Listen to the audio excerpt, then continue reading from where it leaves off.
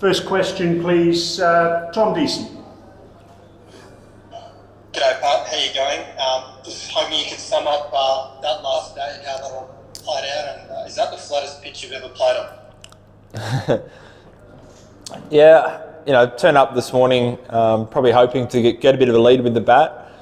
Didn't give ourselves a chance, and then probably after the first kind of session, when they were kind of getting up towards a lead of 100 with 10 wickets in hand, probably knew that draw was going to be the result. So as much as anything, start looking towards the next game, which only starts in a few days, and making sure especially the bowlers are fresh for that if needed. In terms of the wicket, it wasn't a super fair contest between bat and ball.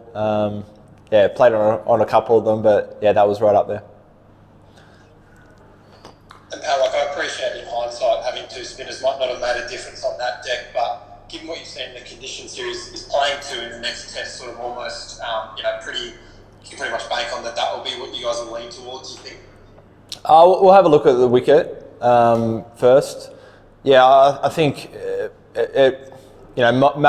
may have been helpful here, but I don't think it would have made too much of a difference.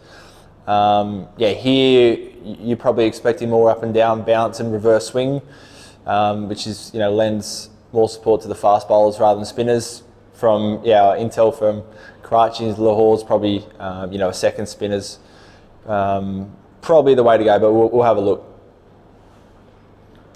Al Farrell, please.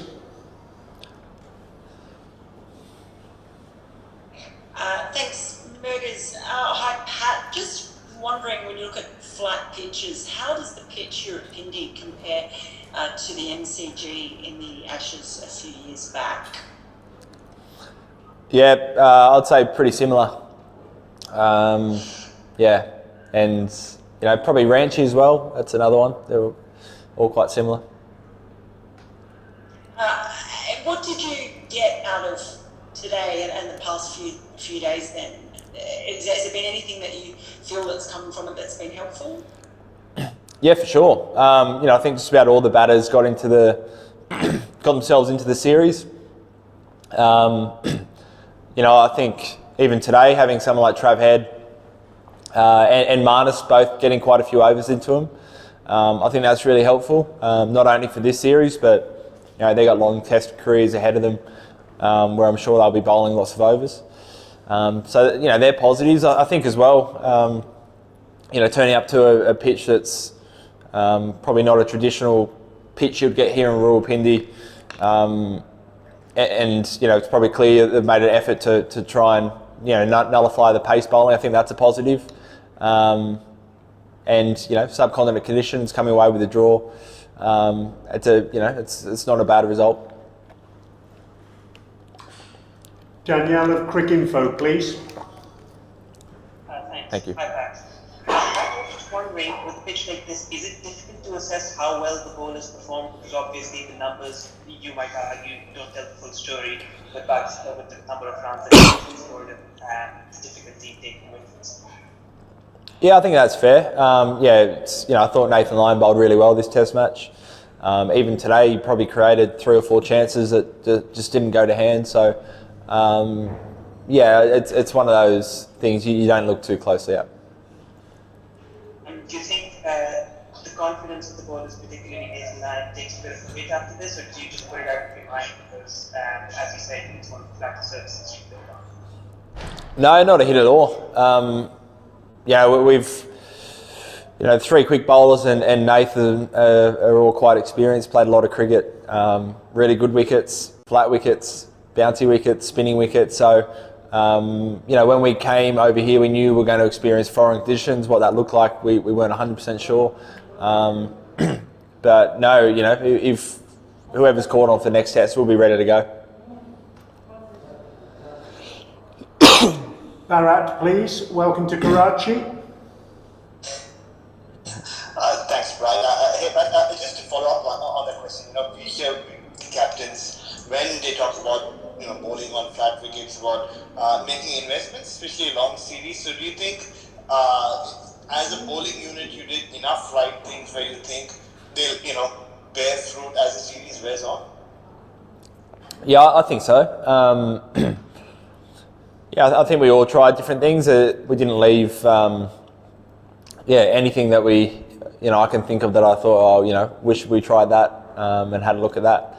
I think all the quick bowlers, although we've spent the best part of 3 days out in the field, I think we've all bowled around about 25, maximum 30 overs each, which is, in comparison to a lot of Australian Test matches, is actually a pretty light workload. Didn't get a huge look at reverse swing this test, but that might come into it later on. But no, I was really happy with how everyone went, and everyone's come through unscathed. And just on the reverse swing part, there's always talked about Test cricket in Pakistan, how you take care of the ball, and over the last 5 days, do you think as a unit you got around it and you are getting better at it? Potentially, I think the weather plays a pretty big part as well. There was a lot of moisture on the ground, especially the first 4 days. It's something we'll keep talking about and trying to make sure it's a factor in the series. But I think we've got pretty good plans. Scott Bailey, please. Just one on DRS. Did you see the replay of that one today that you probably could have had overturned? And do you think you were 0 from small ones that could have got overturned this test? But you kind of hype that, especially today's one, given dare I say it, being sensitive play wasn't as nice today? Did we miss one? Did you say? Yeah, Imam on 96, Marnus had him caught and then brushed the bat. All right. Which was that one? Yeah, bat. I think you kind of laughed it off from memory. It was just before you reviewed the next one. All right. No, I didn't even hear that. Look, we've tried to systemize it a bit. I think the one down leg side later on was a bit of a stab in the dark. But other than that, I think we've got some pretty good processes in place that worked for us in the Ashes. So it's pretty tough. There's a reason why the umpires don't get everything right. There's a lot of things that happen really quickly. So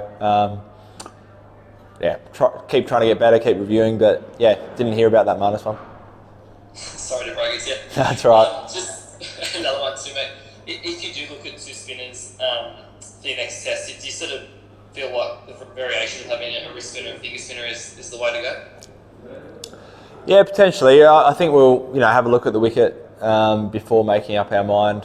I think it is an asset for sure, having a wrist spinner. It's something a bit different, and Swepo's been bowling beautifully. So we'll get to Karachi and have a look. But absolutely, Swepo's as a wrist spinner is a huge chance. We play two. Thanks, mate. 4 more now, please, starting with Peter Lawler. Pat, just asking for a couple of social observations. First, 5 days in front of that Pakistan crowd, is there anything unique about them that you explore, any impressions that you gain? And also, 10 days in the bubble, how's that going? The horns in the crowd were a feature. They were certainly noisy. They were fantastic, the crowd. I think just really just positive overall. Even, I saw late in the day, Davey was on the fence, Smithy was on the fence, and they were cheering them on. So a really, passionate crowd for obviously Pakistan, but really respectful and great for our players as well. So I've loved that. Even every time we walk off the field, they're chanting and trying to get waves from our players, which is awesome. 10 days in the bubble has been totally fine so far. We've got a really good setup here, so it's been good fun so far. And it's Test cricket, so I think everyone's coming to the series pretty fresh. Thank you. Jono, please. Cheers, Brian. G'day, Pat. I know you mentioned a couple of times with the bowling and couldn't follow everyone, but does it still worry you that heading into the next test with such a short turnaround that you only managed to take 4 Pakistani wickets across 260 overs? No, not at all. No.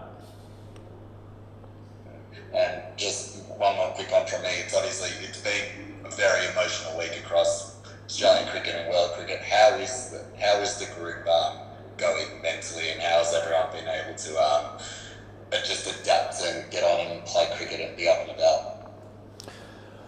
Yeah, it's been a really tough week. I think, you know, a few members were closer to Rod or Shane than others, and everyone deals with it slightly differently. But it's been really open, trying to share stories and talk about it. I think everyone's still probably like the rest of the world, just in a bit of disbelief, especially the Shane passing of Shane. It happened so suddenly.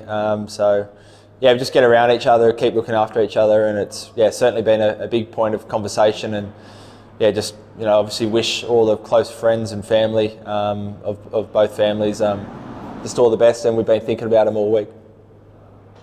Thanks, Pat. 2 more now, please. Shahid Hashmi and then Idris Malik. Good evening, Pat. Do you think such pitches are bad adverb for Test cricket, and this one is quite the occasion, a memorable occasion?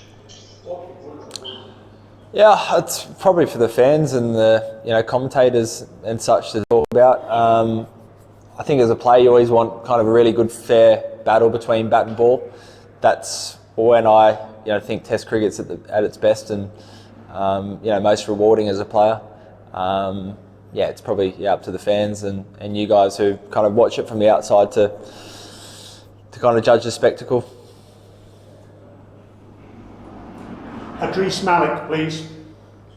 Thank you, Brad. Pat, definitely you played a very nice test and a wise decision to save your bowler's energy. What do you say the 400s on a top class pace attack? How you comment, especially Imam back-to-back 100? Yeah, I thought the Pakistani batters batted really well the whole game. They got themselves in, and then once they got themselves in, were able just to tick over the score. So I thought they all batted really well. We'll spend the next couple of days reviewing it, having a look at maybe different plans ahead of Karachi.